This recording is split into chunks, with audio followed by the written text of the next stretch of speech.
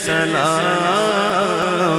الحمد للہ رب العالمین والعاقبۃ للمتقین والصلاة والسلام علی اشرف الانبیاء والمرسلین. اما بعد، اعوذ باللہ من الشیطان الرجیم. بسم اللہ الرحمن الرحیم. یا ایہا الذین آمنوا اتقوا اللہ وابتغوا الیہ الوسیلہ.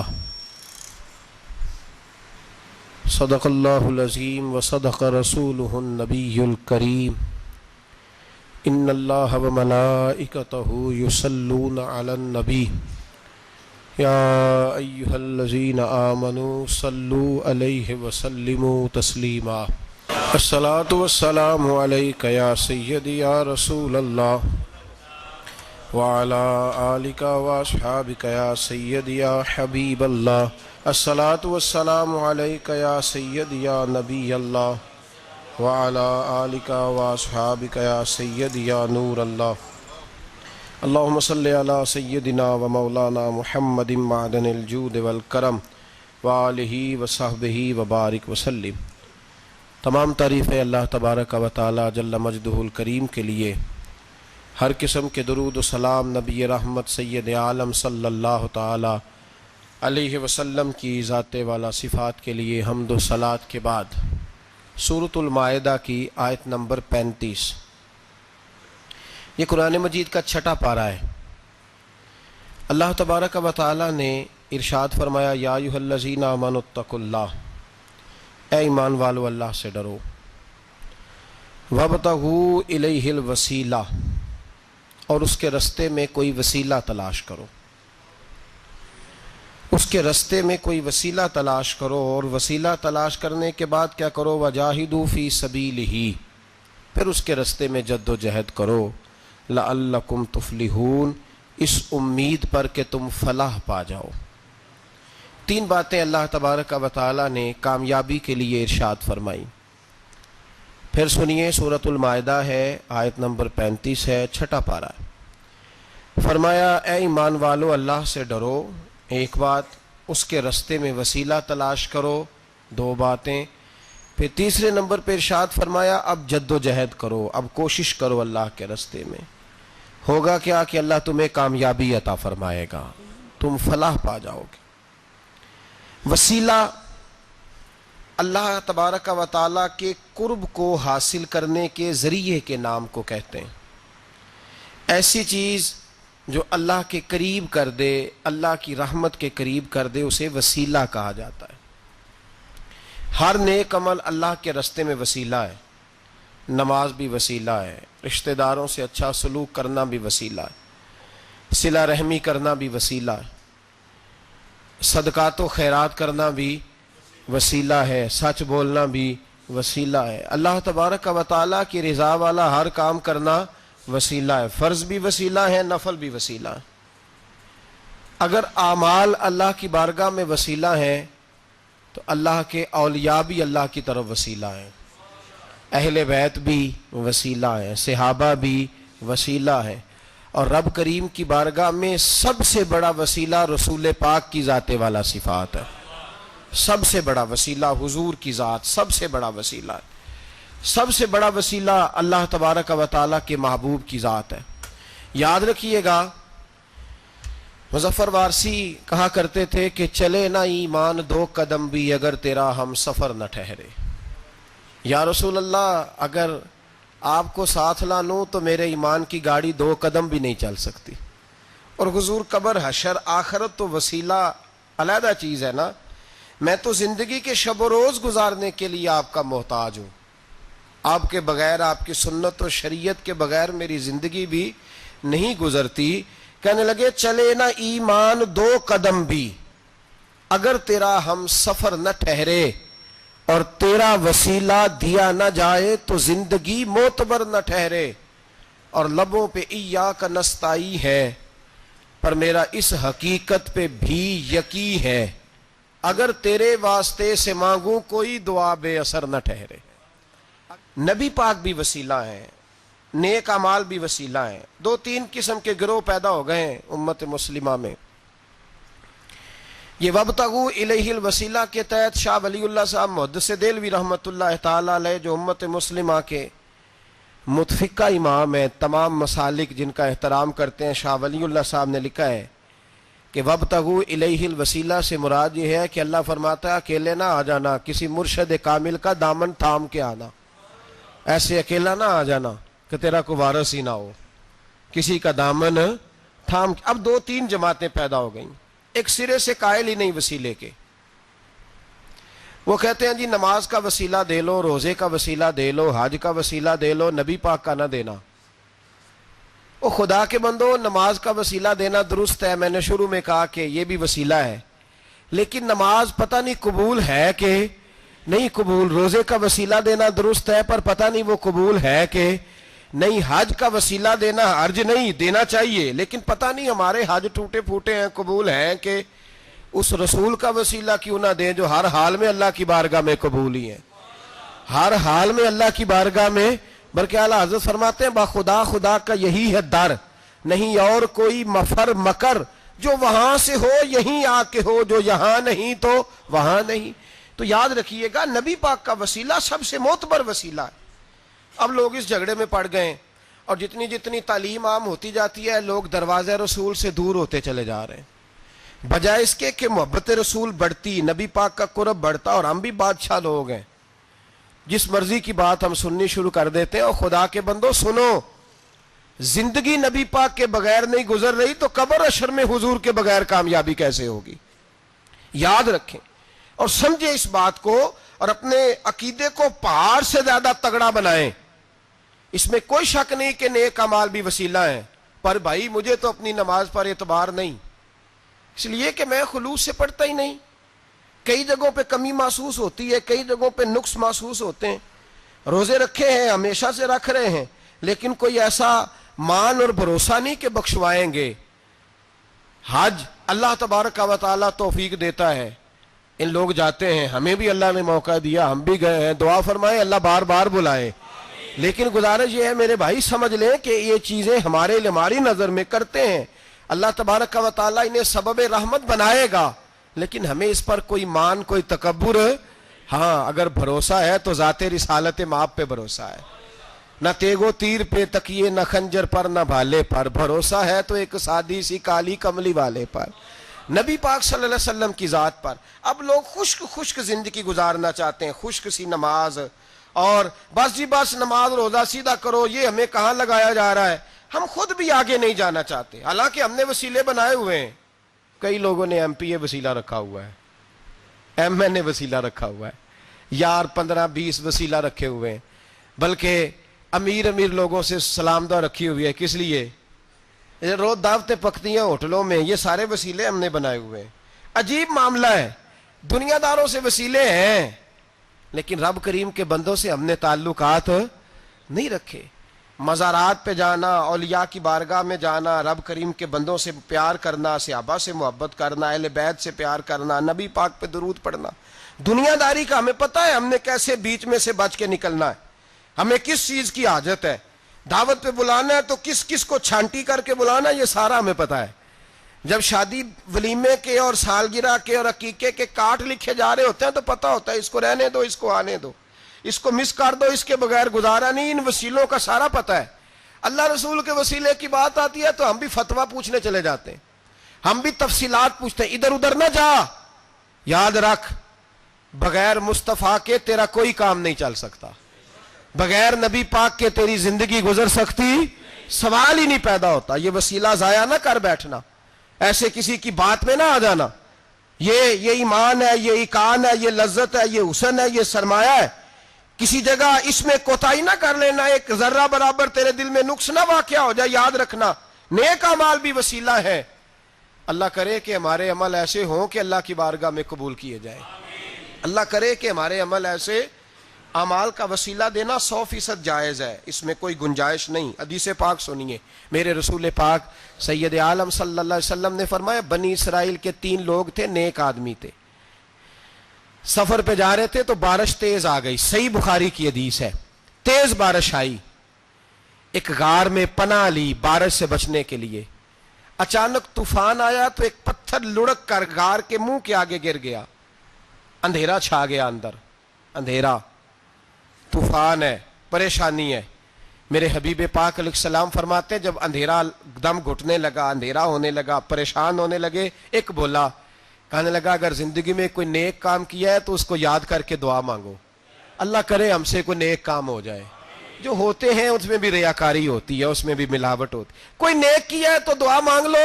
ایک نے ہاتھ اٹھائے اور دعا کیسے مانگی؟ اللہ اکبر، عرض کرنے لگا اے اللہ تو جانتا ہے میں نے بکریاں رکھی ہیں، میں دودھ دھو کے بیچتا ہوں، میرے بیٹے بھی ہیں، بیٹیاں بھی ہیں، اولاد بھی ہے، اور میرے پاس لوگ دودھ خریدنے بھی آیا کرتے تھے، پر اللہ میرے بوڑھے ماں باپ ہیں، میں نے اپنی زندگی کا طریقہ بنایا ہے جب تک ابا جی دودھ نہیں پئیں گے کسی کو نہیں ملے گا، جب تک میری بوڑھی ماں کے لبوں سے دودھ نہیں لگے گا کسی کو نہیں ملے گا۔ اے اللہ وہ رات بھی تو جانتا ہوگا جب میں دیر سے آیا، دودھ دھویا تو ماں باپ سو چکے تھے، عرش کے مالک تو بھولا نہیں کرتا، تو بھولنے سے پاک ہے، میرے رب میں دودھ کا پیالہ لے کے ساری رات کھڑا رہا ماں باپ کے سرانے، نہ میں نے دودھ بیچا نہ میں نے بچوں کو دیا، آدھی رات کے بعد ان کی آنکھ کھلی، انہوں نے دودھ پیا، اے اللہ میری اماں بھی مجھ سے بڑی راضی ہوئی، میرا باپ بھی بڑا راضی ہوا، مالک اگر وہ عمل واقعی تجھے قبول ہے تو اس مصیبت سے نجات دے دے۔ میرے نبی پاک علیہ السلام فرماتے اس نے یہ وسیلہ دے کے دعا مانگی تو اللہ نے پتھر سرکا دیا، پہلے روشنی نہیں آ رہی تھی اب روشنی آنی شروع ہو گئی۔ پتہ چلا جو زندگی میں روشنی چاہتا ہے وہ ماں باپ کی نوکری کرے، جو زندگی میں روشنی چاہتا ہے وہ ماں باپ کی بلے شاہ تو آسمانی اڈدیاں پھڑنا ہے، اور جڑا گھر بیٹھا انہوں پڑھیا ہی نہیں، ان کی نوکری کرو روشنی ملے گی۔ دوسرا بولا، اس نے کہا اے اللہ تجھے پتہ ہے میں نے کئی لوگ مزدوری پہ رکھے ہوئے ہیں، ایک شخص مزدوری کرتا تھا تو کچھ کلو کچھ سیر چاول کچھ چاول اس کی مزدوری بنے، مثال دے کے سمجھاتا ہوں، 10,000 کے چاول اس کی مزدوری بن گئے، میں نے اس کو کہا مزدوری لے لے تو وہ ناراض ہو کے چلا گیا ناراض ہو کے، لیکن اے اللہ میں نے اس کا مال کھایا نہیں، میں نے مزدور کا حق رکھا نہیں، اے اللہ میں نے 10,000 علیحدہ کر دیا، وہ چاولوں کی قیمت میں نے علیحدہ کر دی، جب میں کاروبار کرتا تو میں نے اس کا پیسہ انویسٹ کر لیا، پھر اس پیسے سے میں کماتا رہا، ایک وقت آیا کہ زمانے بیت گئے، وہ 10,000 10 لاکھ یا یوں سمجھ لیں 10 کروڑ ہو گیا، کئی گائیں کئی اونٹ کئی پلاٹ آ گئے، اے اللہ کئی زمانے کے بعد وہ مزدور لوٹا اور کہنے لگا صاحب میں غریب ہو گیا ہوں، تنگ دستی آ گئی ہے، بوڑھا ہو گیا ہوں، وہ میرے پیسے تو دے دیں۔ تم اے اللہ میں بے ایمان نہیں ہوا، ایک رتی برابر بھی میرے دل میں میل نہیں آئی، میں نے کہا یہ اتنی درجن گائیں تیری، یہ اونٹ تیرے، یہ پلاٹ تیرے۔ وہ کہنے لگا تو مجھ سے مذاق کرتا ہے، میرے تو تھوڑے سے چاول تھے، یوں سمجھ لے 10,000 کے اور اتنا کچھ۔ میں نے کہا وہ تیرے پیسے تو ناراض ہو کے چلا گیا، میں نے ڈھونڈا تو ملا نہیں، وہ تیرے پیسے میں نے انویسٹ کیے تو آج یہ سارا سرمایہ اسی کا ہے۔ اے اللہ وہ بوڑھا مزدور جب اتنی گائیں ملی، اتنے اونٹ ملے، اتنے اسے پلاٹ ملے تو وہ روتا دعائیں دیتا گیا، اے اللہ اگر تجھے میرا وہ عمل قابل قبول ہے تو اس مصیبت سے نجات عطا فرما۔ میرے نبی پاک سید عالم صلی اللہ علیہ وسلم فرماتے پتھر تھوڑا اور ہٹ گیا، اب تیسرا بولا عمل کا وسیلہ دے کے او بھائی کوئی عمل بچا کے رکھ، کچھ کر لے، کچھ زندگی میں اکٹھا کر لے، کوئی تو ایسا عمل ہو جب قیامت آئے تو مصیبت سے بچ سکے، تو قبر میں مصیبت سے بچ سکے، تو دنیا میں مصیبت سے بچ سکے۔ میرے رسول پاک سید عالم صلی اللہ علیہ وسلم فرماتے تیسرا بولا، کہنے لگا اے اللہ تو جانتا ہے میں جوان، میں رانا، میں حسین، مجھے عورتیں دعوت دیتی تھی، اپنی طرف مائل کرتی تھیں، لیکن میں کسی پر نہ دیکھتا، بس ایک چچا کی بیٹی پہ میں عاشق ہو گیا، اس کے میں قریب جانے لگا، بلانے لگا، 100 دینار بھی اکٹھے کیے اس کو دینے کے لیے۔ ایک ایسا وقت آیا کہ وہ راضی بھی ہو گئی، اے اللہ تنہائی بھی آ گئی، یوں سمجھ لو کہ میں جوان بھی، حسین بھی، مالدار بھی، میں چاہوں تو ایک ایک دن میں 4 دفعہ میں بدکاری کر سکتا تھا، اے اللہ ساری خوبیاں تھیں۔ وہ بی بی میرے پاس آئی، کمرہ، تنہائی، کوئی دیکھنے والا نہیں تھا، جب میں اس کے قریب جانے لگا تو وہ عورت کہنے لگی تو رب سے ڈر جا، رب سے ڈر جا، رب سے ڈر جا۔ اے اللہ، طاقت بھی، جوانی بھی، حسن بھی، مال بھی، میں سب کچھ کر سکتا تھا پر تیری لیے۔ اور اگر مسلمان ہوگا تو کہے گا اے اللہ تیرے رسول کے لیے، اے اللہ مدینے والے چاند کی بات مان کے، اے اللہ آمنہ کے معصوم کی بات مان کے، اے اللہ جناب فاطمہ الزہرا کے ابا کی بات مان کے میں نے اپنے نفس کی خواہش کو کچلا، اور کچل کر کے میں نے وہ گناہ نہیں کیا، اس کو آزاد کر دیا۔ اگر وہ عمل تیری بارگاہ میں قبول ہے تو نجات دے دے۔ میرے نبی پاک فرماتے ہیں بس دعا ختم ہوئی تو اللہ نے پہاڑ دور پھینک دیا، اللہ نے نجات دے دی۔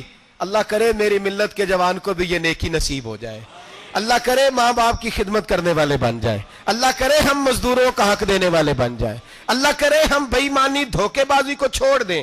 اگر کوئی ایسا عمل ہوگا تو اللہ دنیا میں بھی نجات دے گا مشکلوں سے، قبر میں بھی اللہ نجات عطا فرمائے گا، قیامت میں بھی اللہ۔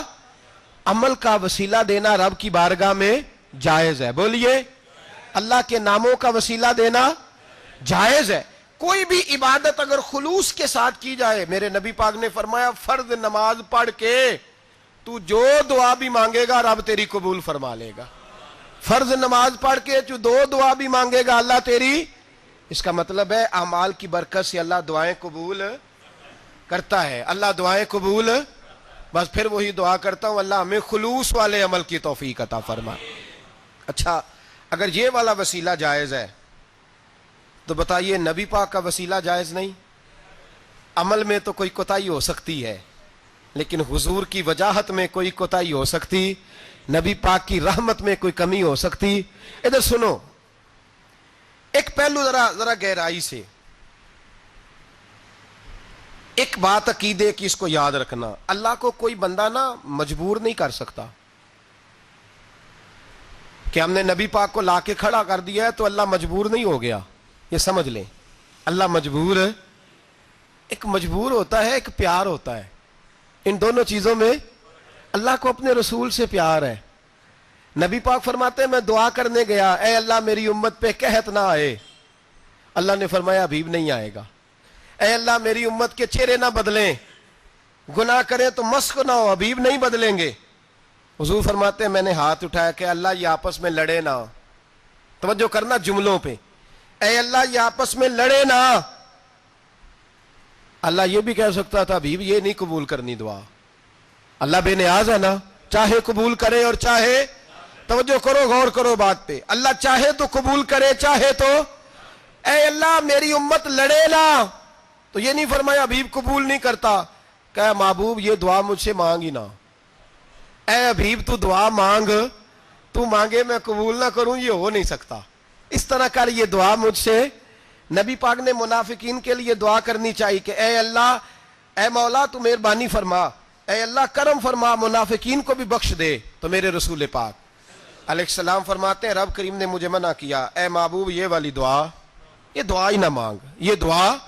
اللہ کو کوئی مجبور کر سکتا، لیکن اگر اللہ پیار کرے تو بھائی دنیا داری کا چودھری صاحب کا، مولوی صاحب کا، پیر صاحب کا ایک عام مشہور مقولہ ہے، فلاں بندہ آ گیا تھا اس کو میں انکار نہیں کر سکتا تھا، کیوں جی وہ بندوق لے کے آیا تھا، کر دینا تھا انکار۔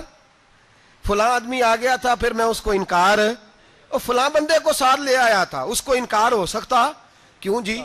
دو باتیں ہوتی ہیں، یا پیار بڑا ہے یا عزت بڑی ہے، دو ہی باتیں ہیں، یا میں اس سے پیار بڑا کرتا ہوں یا میں اس کی۔ اللہ اپنے نبی سے پیار بھی بڑا کرتا ہے اور اپنے نبی کی عزت بھی بڑی فرماتا ہے، بس یہ سمجھ لیں بات۔ وسیلے کا معنی یہ ہے کہ اللہ اپنے نبی سے پیار کرتا ہے، اپنے محبوب کو اللہ بڑی عزت عطا فرماتا ہے۔ نبی پاک سید عالم صلی اللہ علیہ وسلم کے وسیلے کا یہ حال تھا کہ صحابہ ہر کام کے لیے دروازہ رسول پہ پہنچ جاتے تھے، پیاس لگی تو حضور کے پاس، بھوک لگی تو نبی پاک کے پاس، حضرت ابو ہریرہ کو حافظہ چاہیے تو نبی پاک کے پاس، کسی کو اولاد کی ضرورت ہے تو وہ رسول پاک کے پاس، کسی کو طاقت کی ضرورت ہے تو وہ بھی نبی پاک کے پاس، ہر آدمی جاتا تھا۔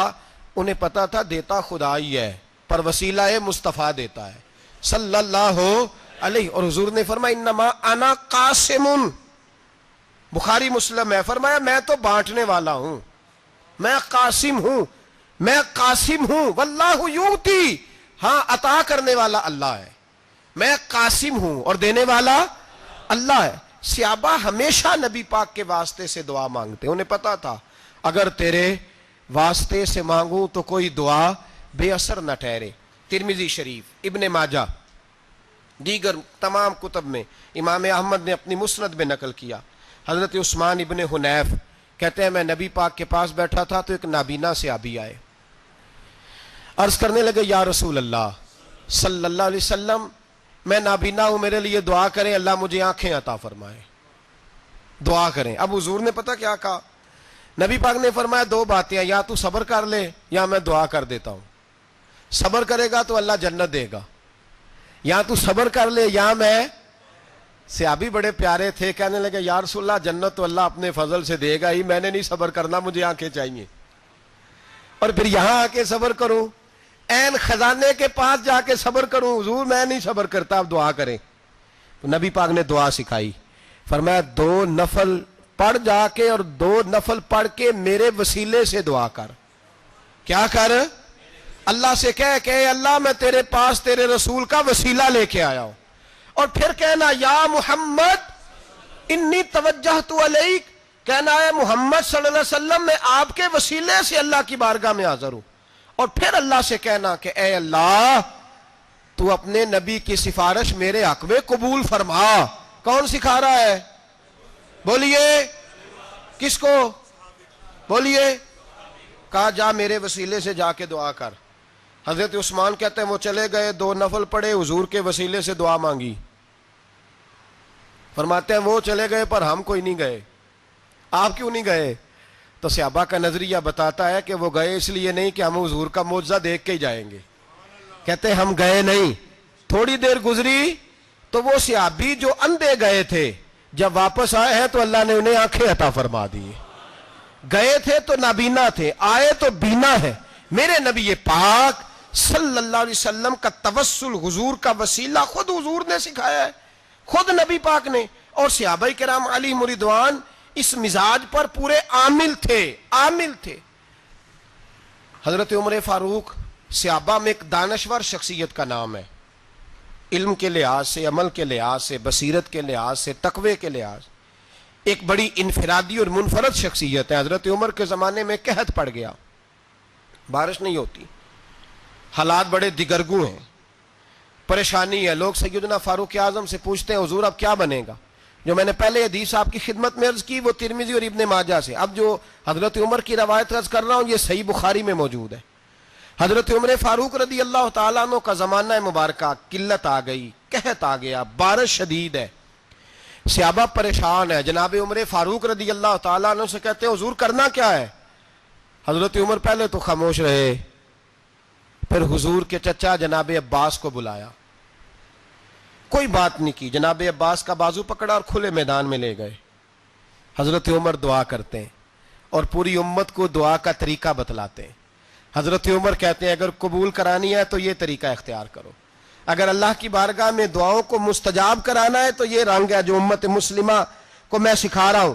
حضرت عمر نے جناب سیدنا عباس رضی اللہ تعالیٰ عنہ کو کھڑا کیا سامنے اور دعا فرمائی، اللہم انا نتوسل الیک بنبیک، اے اللہ ہم تیری بارگاہ میں تیرے نبی کے وسیلے سے دعا کرتے ہیں، فتسقینا، ہمیں بارش عطا فرما، ہمیں کس کے وسیلے سے؟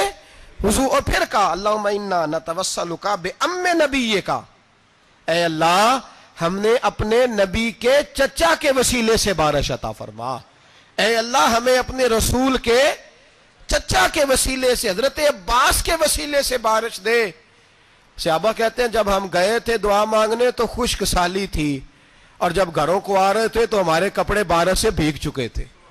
اللہ نے بارش عطا کس کے وسیلے سے؟ حضرت عباس۔ اچھا یہ بات یہاں قابل غور ہے، حضرت عمر کے وسیلے سے بھی دعا ہو سکتی ہے، دعا سیدنا عمر فاروق کے وسیلے سے بھی، لیکن حضرت عمر رضی اللہ تعالیٰ عنہ نے نبی پاک کے چچا، چونکہ حضرت عباس جب آیا کرتے تھے تو حضور کھڑے ہو کے استقبال فرماتے تھے، آپ کو دیکھتا ہوں تو مجھے اپنے والد کی یاد آتی ہے، حضرت سیدنا عمر نے بتلایا کہ میں اس کو لے کے جا رہا ہوں جو نبی پاک کے زیادہ قریب ہے، جو حضور کے زیادہ قریب ہے، ان کے وسیلے سے دعا فرمائی۔ امت کو کیا درس دیا؟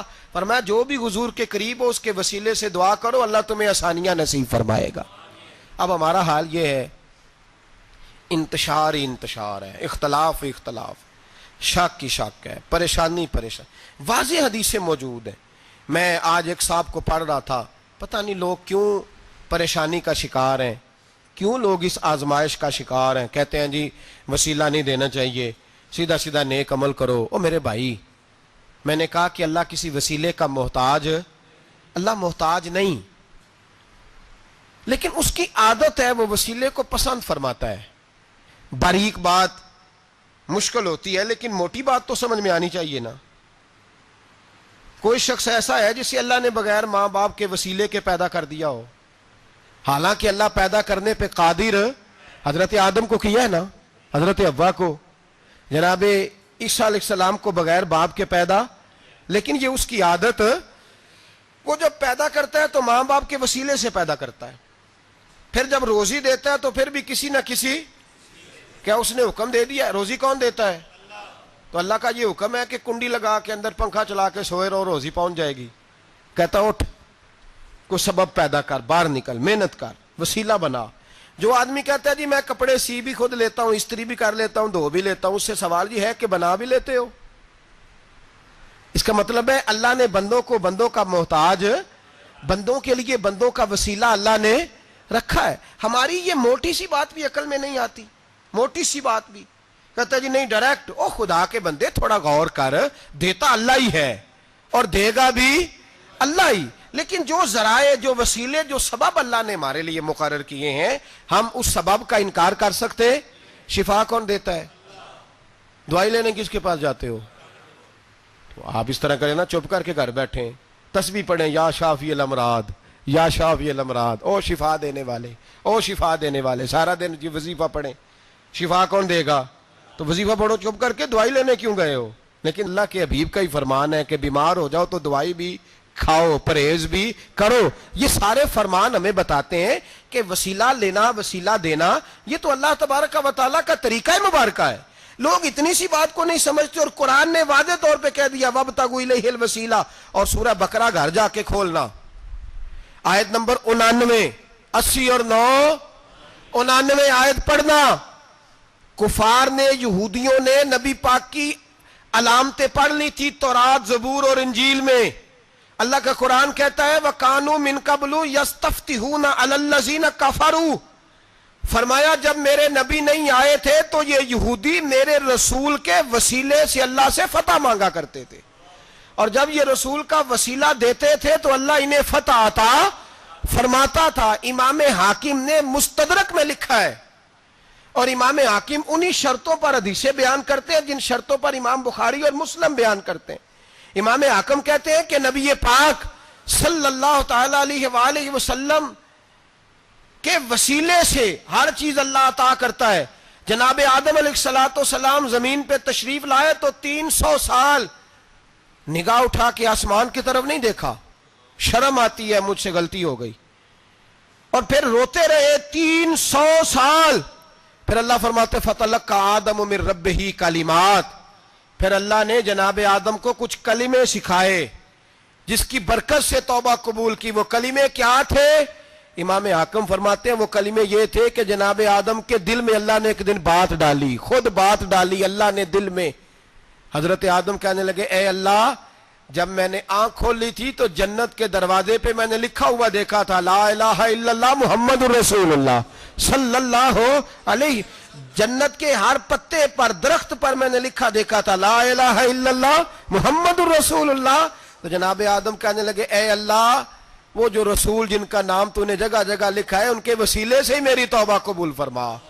تو رب کریم نے فرمایا اچھا حبیب کی بات کرتے ہو، چلو آدم فتاب علیہ انہ هو التواب الرحیم، جا میں نے تیری توبہ قبول کی، میں ہوئی بڑا مہربان، میں ہوئی بڑی توبہ قبول کرنے والا۔ شیخ سعدی فرمایا کرتے تھے اگر تیرے باپ کی توبہ، جناب آدم کی توبہ مصطفیٰ کے وسیلے سے قبول ہوتی ہے تو کیوں انکاری ہو گیا ہے؟ تو کیوں انکاری ہو گیا؟ کیوں نہیں حضور کا وسیلہ مانگتا؟ میرے نبی پاک سید عالم صلی اللہ تعالی علیہ، لوگ بڑی ڈھٹائی سے انکار کرتے ہیں، بڑی دلیری سے انکار کرتے ہیں۔ او خدا کے بندو، یہ وسیلہ تو بڑا ضروری ہے، یہ وسیلہ تو بڑا قیمتی ہے۔ میرے نبی پاک صلی اللہ تعالی علیہ وآلہ وسلم نے خود یہ وسیلہ سکھایا۔ صحابہ اس کے قائل تھے۔ حضرت عائشہ صدیقہ کے پاس لوگ آئے، آ کے عرض کیا، اے اماں جی بارش نہیں ہوتی، قحط پڑ گیا ہے۔ اس بات کو نا ذرا دل کی گہرائیوں سے سننا۔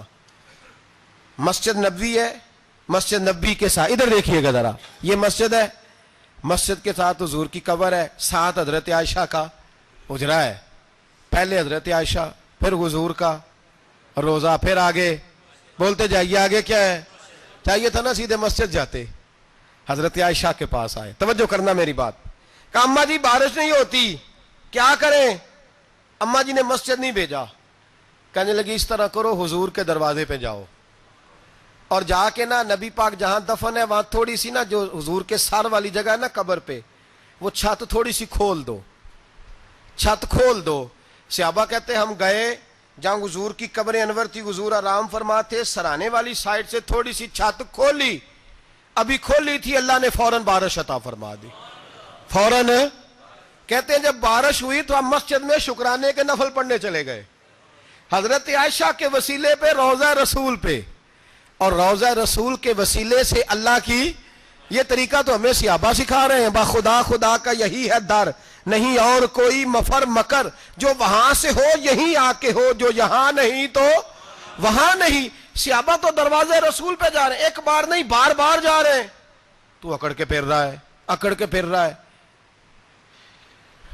بڑی ضروری ہے یہ بات کرنی، بڑی ضروری، اور یہ بات آپ کے لیے سیکھنی۔ ذرا غور کریں، شیطان کی غلطی کیا ہے پتہ ہے آپ کو؟ اللہ کو نہیں مانتا تھا۔ شیطان کی غلطی کیا تھی؟ بولے کس کو؟ ہے لا الہ الا اللہ کو نہیں مانتا تھا، اللہ کو نہیں مانتا تھا۔ نہیں تو پتہ ہی نہیں نا اس گل دا، اور میں تمہیں اگر پوچھا نا اج دی خبر کی یہ تازی، تو تمہیں پتہ ہے۔ اور بھائی اس کو بھی سمجھیں، یہ عقیدہ ہے، یہ ایمان ہے، میری منت ہے، اس کو سمجھ لو، یہ کام آئے گا۔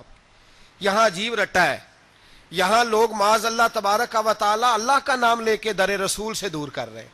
بہت بڑا دھوکہ ہے، بہت بڑی زیادتی ہے، امت کے دلوں پر خنجر چلتا ہے، اور میرا تو کلیجہ پھٹتا ہے جب میں ایسی تحریریں پڑھتا اور سنتا۔ یار تو کیا بیان کر رہا ہے؟ ڈر اللہ سے مرنا نہیں، نبی پاک کو منہ نہیں دکھانا، تو کیا کر رہا ہے؟ بتا نا شیطان کی غلطی کیا تھی؟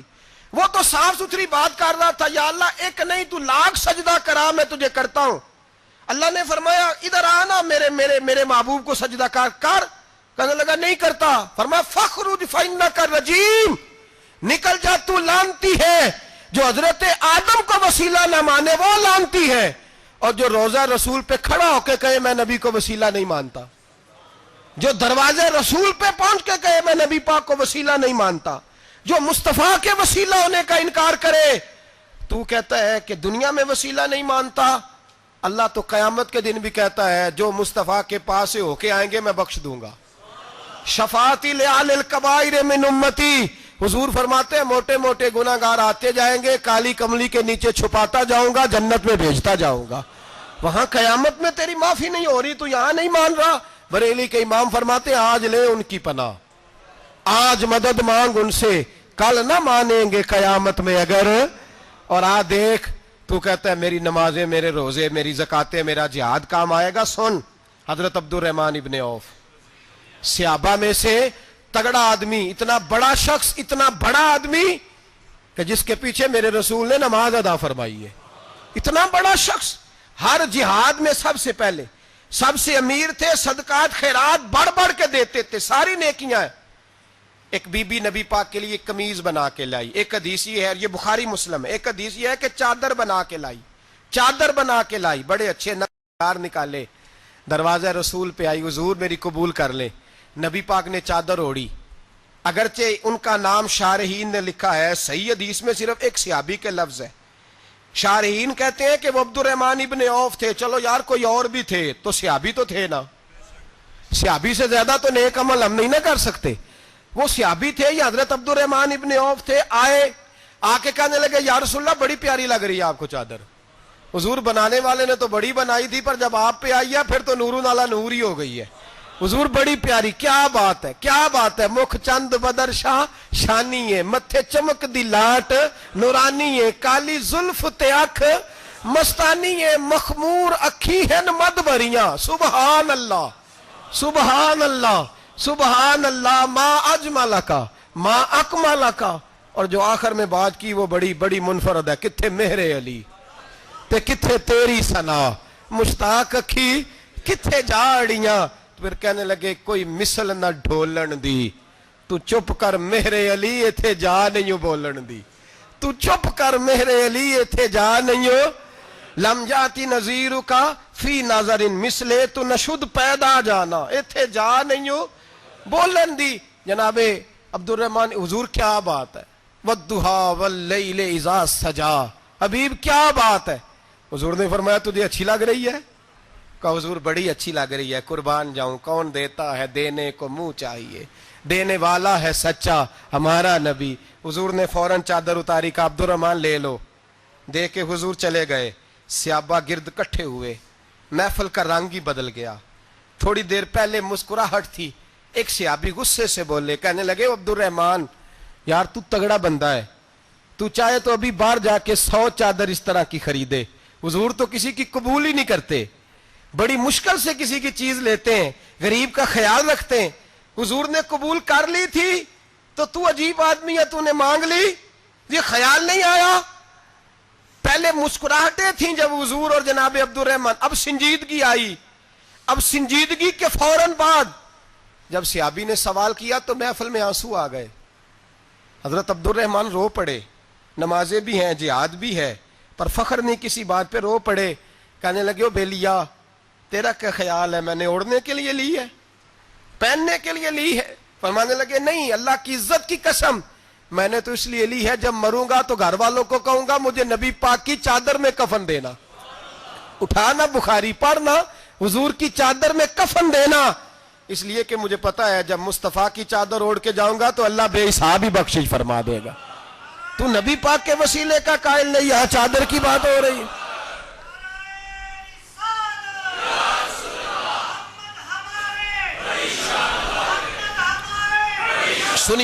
سنیے اور غور کیجئے.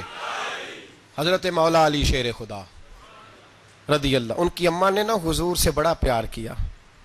حضرت ابو طالب کے گھر میں نبی پاک نے پرورش پائی. ان کی والدہ حضرت علی کی والدہ جناب فاطمہ بنت اسد حضور سے بڑا پیار کرتی.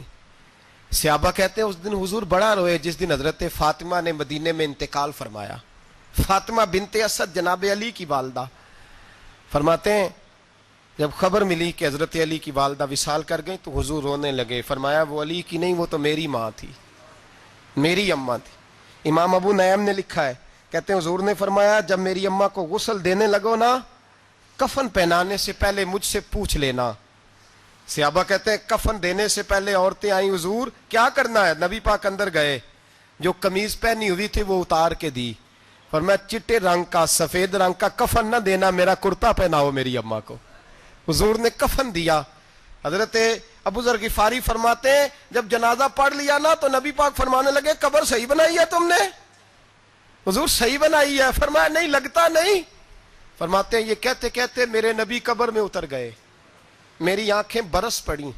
میں نے کہا علی کی اماں رب تجھ سے کیا حساب لے گا، ساری رحمتیں تو پہلی تیری قبر میں آ گئی. عشق سرکار کی ایک شمع جلا لو دل میں، بعد مرنے کے قبر میں بھی اجالا ہوگا. نبی پاک قبر میں لیٹے پھر بیٹھے. فرمایا صحیح ہے قبر. پھر میرے نبی پاک نے دفن کیا ان کو. پھر دیر تک دعا کرتے رہے اور رو کے فرمانے لگے اے اللہ اپنے نبیوں کے وسیلے سے اور میرے وسیلے سے میری اماں کی قبر روشن کر دے. حضرت ابو ذر فرماتے ہیں کسی کا دل نہیں کرتا اس کی ماں مرے، آج میرا دل کرتا تھا کاش میری مر جاتی، یہ فضیلت میری اماں کو نصیب ہوتی. سیدنا ابو ذر فرماتے جب حضور رخصت ہونے لگے تو میں قریب گیا، میں نے کہا حبیبہ ذرا یہ رنگ مجھے بھی سمجھائیں. تو حضور نے فرمایا میں نے اپنا کرتا اس لیے پہنایا ہے کہ جب میرا کرتا فاطمہ بنت اسد کو پہنایا جائے گا تو اس کے توسل سے اللہ انہیں جنت کا جوڑا عطا فرمائے گا. اور قبر میں اس لیے اترا ہوں کہ جب میں قبر میں اترا ہوں تو اب میری اماں کی قبر تنگ نہیں ہوگی، بلکہ اللہ میری برکت سے کشادگی عطا فرما دے گا۔ پسے مردن فرشتوں نے جو تلاشی لی تو کیا نکلا، فقط ایک دل کے گوشے سے خیال مصطفیٰ نکلا۔ اور میاں صاحب تو تڑپ اٹھے، کہنے لگے قبر میری تے میرے پیرا جے کر پاویں پھیرا، قبر میری تے۔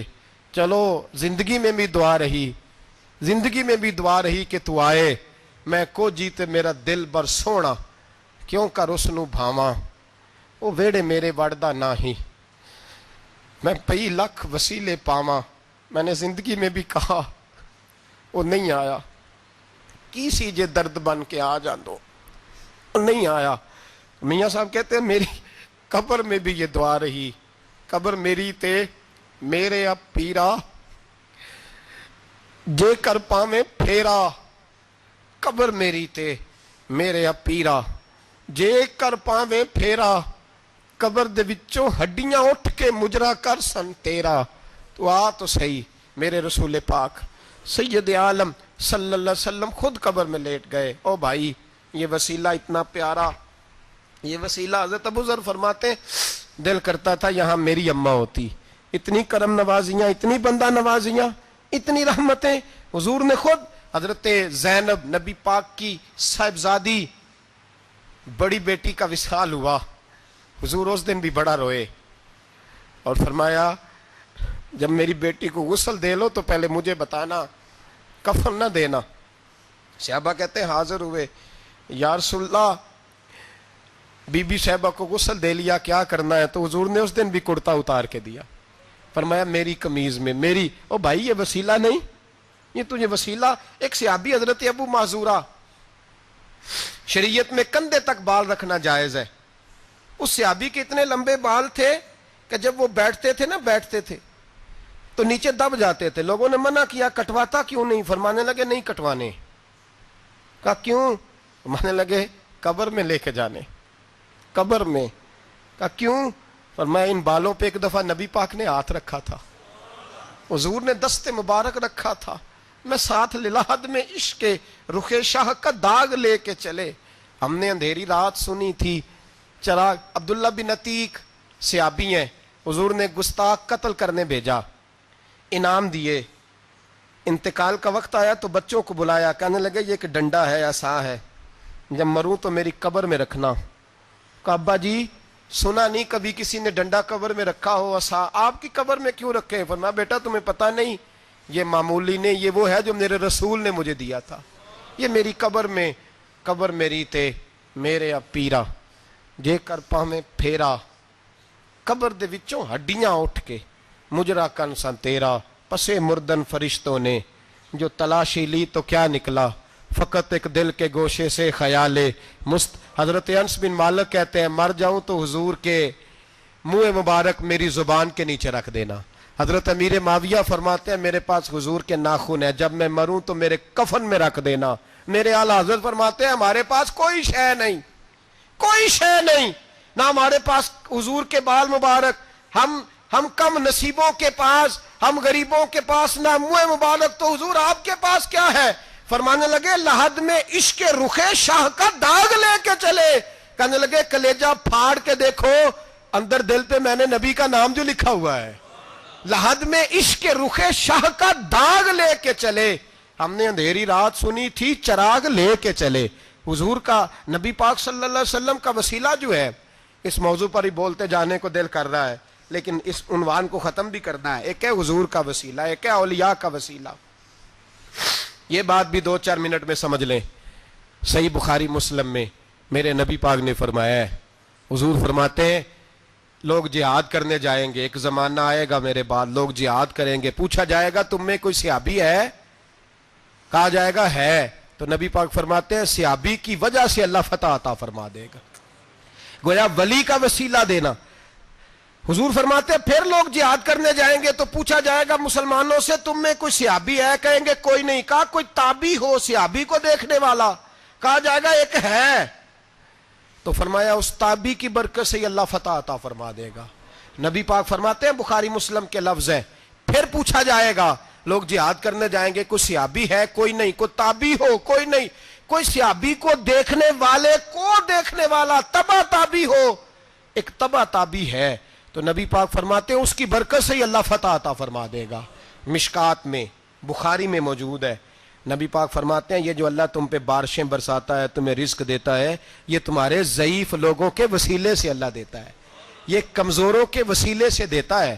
مشکات میں لفظ ہے، نبی پاک نے فرمایا 40 ابدال ملک کے شام میں ہوتے ہیں، جو عذاب تم سے دور رہتا ہے ان کی وجہ سے رہتا ہے، جو تم پر بارشیں برستی ہیں ان کی وجہ سے برستی ہیں۔ وہ کوئی بیٹھا ہوا مجھے دور دعا دیتا ہے، میں ڈوبتا ہوں پر سمندر اچھال دیتا ہے۔ شیخ سعدی فرمایا کرتے تھے میری زندگی میں جتنی بلائیں ٹلی ہیں میرے شیخ کے وسیلے سے ٹلی ہیں، میں اس کی چھتری کے نیچے رہتا ہوں، کرم مجھ پہ برستا رہتا ہے۔ اتنی حدیثیں سنا کے ایک واقعہ سنانا تو بنتا ہے کہ نہیں بزرگوں کا؟ میں چونکہ جب عقیدے کا موضوع ہوتا ہے تو میں نیچے نہیں اترتا، میں قرآن و سنت کے عین بیچ رہتا ہوں۔ ایک بات، مرید ہو گیا محمود غزنوی حضرت ابو الحسن خرقانی کا، بیعت ہو گیا، آنے جانے لگا۔ ایک دن کہنے لگا حضور کوئی تحفہ ہی دے دے، تو حضرت نے کرتا اتار کے دیا، کرتا دیا۔ یہ کسی کے پاس ہو تو بڑی نعمت ہوتی ہے، کسی بزرگ کا کوئی تبرک، کرتا دیا۔ فرمایا جب بہت زیادہ کوئی مسئلہ بن جائے تو کرتا سامنے رکھ کے دعا کرنا، اللہ تجھے فتح دے گا۔ محمود سومناتھ کے مندر توڑ رہا تھا، 2 4 5 دفعہ حملہ کیا، فتح نہیں ہوتی۔ اپنے شیخ کا جبہ رکھا ہے، اللہ اس کی برکت سے ہی فتح دے دے۔ کہتا میں نے جبہ رکھ کے دعا مانگی، اگلے دن حملہ کیا تو اللہ نے فتح عطا فرما دی۔ محمود کہتا فتح ہو گئی، میں رات کو سویا، حضرت ابو الحسن خرقانی خواب میں ملے، اور بابا جی کو میں نے دیکھا تو چہرے پہ جلال ہے۔ میں نے کہا حضور آپ ناراض ہیں؟ کہنے لگے محمود تو نے کوئی قیمت نہیں ڈالی میرے کرتے کی۔ یہ جملہ آپ کو زیادہ سمجھ آئے گا۔ کہنے لگے تو ککھ مول نہیں پایا، کوئی قیمت نہیں ڈالی تو نے میرے کرتے کی، بس ایک فتح۔ کہ حضور کیا مطلب؟ فرمانے لگے یہ میرے وجود سے لگا ہوا جبہ تھا، میں وہ شخص ہوں جس نے زندگی پر وہ کام کیا جس میں اللہ رسول راضی ہیں، اپنے آپ پہ پابندیاں لگا کے رکھی ہیں، رب نے اپنے فضل سے بڑا نوازا ہے۔ فرمایا اگر تو میرا جبہ سامنے رکھ کے یہ دعا مانگتا نا، اے اللہ ہندوستان کے سارے ہندوؤں کو ایمان کی توفیق دے دے، اللہ نے سب کو کلمے کی توفیق دے دینی تھی۔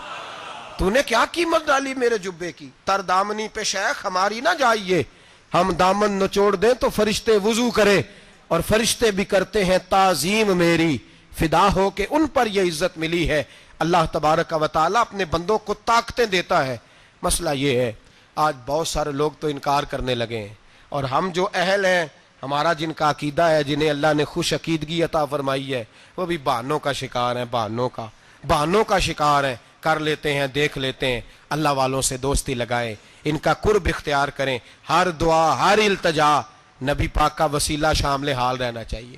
اگر تیرے واسطے سے مانگوں کوئی دعا بے اثر نہ ٹھہرے، نبی پاک کا وسیلہ دو گے تو ہر جگہ ہی اللہ کامیابیاں عطا فرمائے گا۔ اور ہمارا تو عقیدہ یہ ہے کہ قبر حشر میں بھی بچیں گے تو رسول اللہ کے وسیلے سے بچیں گے۔ اللہ ہمیں اپنے محبوب کا وسیلہ نصیب فرمائے۔ آخر دعوانا ان الحمدللہ۔